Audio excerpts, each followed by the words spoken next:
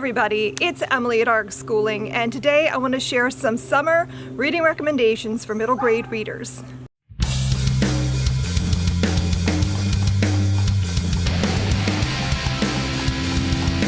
So this has been a requested video, and I've been taking some time to come up with my list.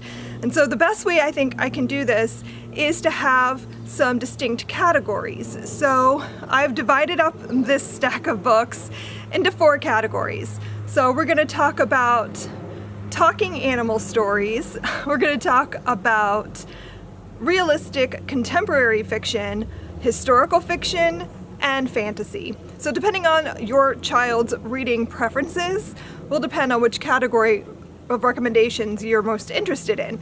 So let's just go ahead and get into it so this isn't a super long video. I want to start with the talking animal kind of stories. So I have a few options here that your child might be interested in. First up is Wish Tree by Katherine Applegate. This is such a fun but impactful story about people in a neighborhood and the animals who live there learning about loving your neighbors and learning to treat people with kindness and dignity. So this story features a host of talking animals that all live within and around this tree, and the tree also has a voice, so you get the tree's perspective in the story as well. And it's just really well done. Katherine Applegate is a fantastic writer, and this reads really quickly as well. So this would work really well as either independent reading or a read aloud. Next, I have Aerith's Birthday. This is by Avi. This is one of the Poppy series, but this can be read completely independently of the rest of the series. Honestly, most of them can. And this is a story actually set during the winter, but I feel it would work really well as summer reading as well. But this is a story about a grumpy porcupine who ends up having to take in these fox kits and raise them because the mother has been killed. So there is a little bit of sadness in the story because the mother has died, but it's also about Aerith and his cantankerous, grumpy attitude, but also the way he cares for and loves on these little animals that are not his children. It's just sweet. I love that kind of story with the grumpy older person trying to care for the small children who need him, and yeah, it's just really sweet. My daughter really enjoyed this when we read it together when she was younger, and I just think this makes for some good summer reading because especially if you live somewhere where it's really hot, it can be nice to imagine yourself into a winter scene. Then we have The Capture. This is the first book in the Guardians of Ga'Hoole by Catherine Lasky, another one of my favorite middle grade authors. This series is really fun, and there's also a movie. So if your child enjoys watching a movie after reading the book, you have the option of doing so. This is a fantasy story about talking owls and the other birds and creatures that they encounter, but it's really fun, really intense but not intense, so it feels high stakes, but it's still owls, and it's really cute. And like I said, the movie is really sweet. Not exactly a perfect adaptation, but my kids enjoyed it, and it's another long-running series. So if you have a child who loves to read a book in a series and continue on a series, this is a good option for that. Next, I want to talk about Megabat by Anna Humphrey. This is a really cute story about a boy who finds a bat in his new house. And so you have 2 stories going on here, 2 different things. You've got a little boy who's just moved into a new house in a new neighborhood, and he's not sure how he feels about that. But you also have him meeting this talking bat who needs his help, and the bat helps him to make friends and have a purpose in this new place, so he feels less alone and sad about his move. But also the bat is really hysterically funny, talks in a really interesting way, comes up with fun words, so it's really fun. There's also a lit bite for this, so if you want to do something a little extra with your summer reading, there is a lit bite for this book. Then the last book in this category isn't really talking animals, but I felt like it fit in this category, and that is A Rover's Story by Jasmine Warga. not so much talking animals as talking robots. This is a story about a Mars rover who is like awakening and learning about what his purpose is, and then going on an adventure on another planet, and all of the machinery, all of the robots in this story communicate with each other and they all talk together, and it's just really fun. I read this recently with my daughter, and while it was a little young for her, she still really liked it, and I felt like it was just a really great way to explore the idea of Mars rovers, learning about Mars. There's a really great documentary on Amazon Prime that I can't remember the name of off the top of my head, but I'll put the name on the screen. But it pairs really, really well with this book because it's about a Mars rover going to Mars, and it's the experience of like building the rover and how it goes into space and what they do, like how they communicate with it. It's just really interesting. So if your child is really into space, likes talking animal stories and that sort of thing, this is a really great option. Now let's talk about realistic fiction. These are all stories that are either set in the summer or have summer elements in them. I'm going to start with From the Desk of Zoe Washington by Janae Marks. There's also a sequel that just came out if you are interested in reading that too. This is a story about a girl who her father who's been imprisoned, and she believes he was wrongly imprisoned. And it's a story about her kind of learning about who her father is and why he's in prison and how she can help to get him released. But it's also about baking, and she wants to be a baker, and she's constantly making recipes. Yeah, and she wants to audition for a baking challenge TV show. So she's like practicing her baking skills and coming up with recipes for that. And so there's a lot of fun like summer activities going on in this story because like she's working on 2 different projects at once. She's working on her baking skills to enter this contest, but she's also working on how she can help her father. It's a really, really fun, interesting story. It doesn't get too dark, even though it is about someone being wrongfully imprisoned. It never feels heavy, but it's just really well done. Then I wanted to talk about El Deafo by C.C. Bell. This is my daughter's favorite book of all time, I think. This is a graphic novel. It's also a memoir about Cece's childhood growing up with hearing impairment and how she learned that can be a superpower. It's just such a really well done story. Again, there is a adaptation if you want to look for that. I think it's on Apple Plus. And it's really cute and uses the same art style as what's in the book. And this is a story about her childhood. So like it's going to school, having friends, having friendship problems, that sort of thing, but also like the whole thing with her hearing loss and wearing the phonetic ear and that sort of thing. So it's really sweet, really fun.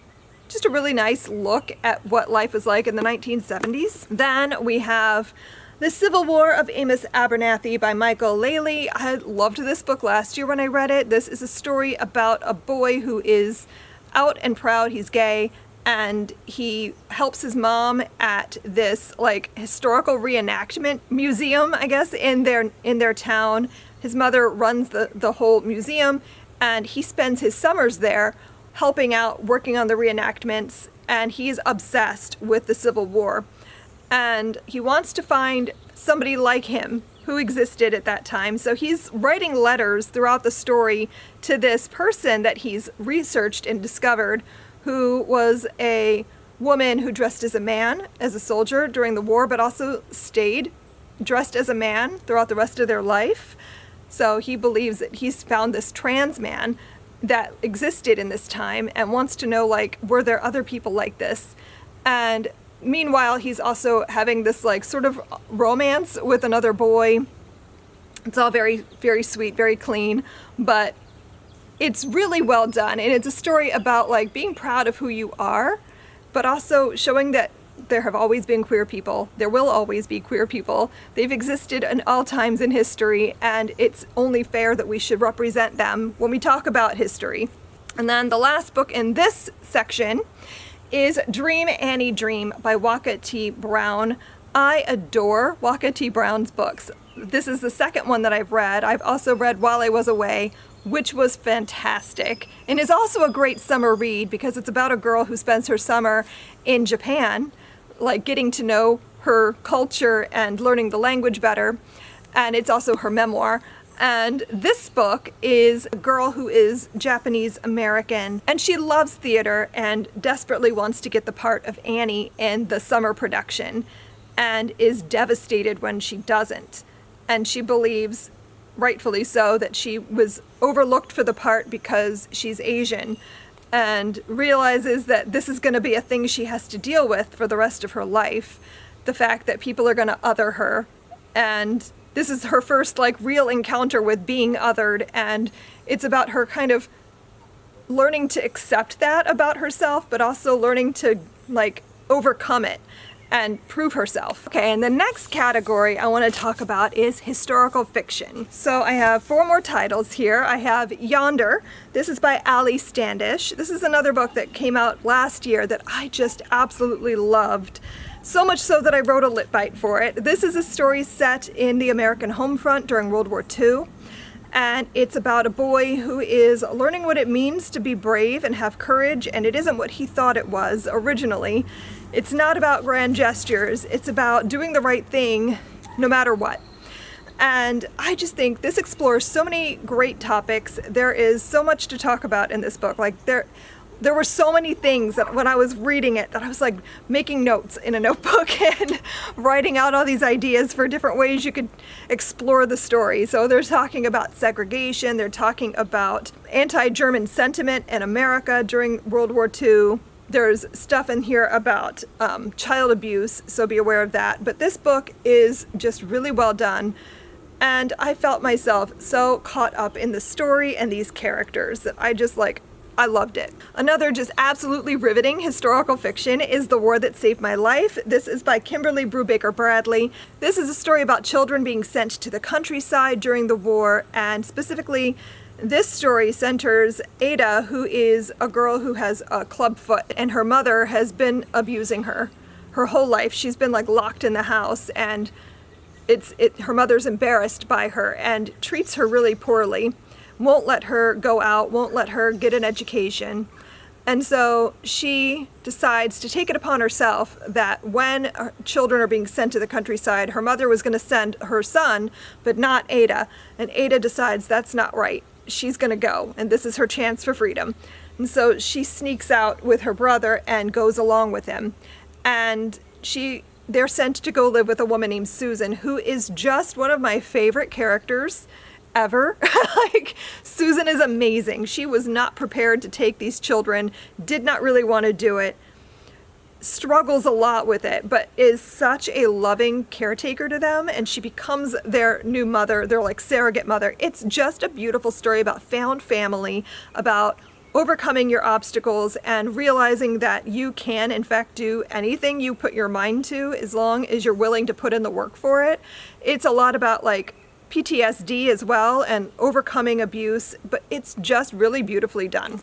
Next, I want to talk about Sweet Home Alaska. This book and the next one are a little bit lighter historical fiction, so while those are a little more heavy, these are a little bit more like escapism kind of fiction. This story is Sweet Home Alaska by Carol Etsby Dagg, and this is about a girl in the 1930s who goes with her family to start a homestead in Alaska. They are leaving behind everything they know, everyone they know, to do this crazy thing because the government is giving out parcels of land for, I don't know if it was for free or for really, really cheap. I can't remember now. It's been a while since I read it. And so they take advantage of that and go and start a homestead in this plot of land in Alaska. And it's about like what that's like, going to a new place, exploring and building a life there in this new community. And it's just really fun. I thought this book was really well done. My last historical recommendation is The Nerviest Girl in the World by Melissa Wiley. This is about making movies in old Hollywood, like silent films and that kind of thing, in the early 1900s in California. And the main character in this is a girl who decides that she wants to be in the movies doing stunts. She thinks that sounds like the best possible way to live your life and is so into it. And I love that. It's a really fun way to explore like how movies were made and like the way movies have changed throughout time. Like these were silent films, so like it's a fun way to like take it further. You can watch some silent films together and see what that looked like and that sort of thing. So that's really fun. My daughter loved this. The voice of the character in this is just really great. Melissa Wiley is fantastic at writing really interesting characters. And I loved this story about a girl living on an ostrich farm in California and wanting to be a movie star.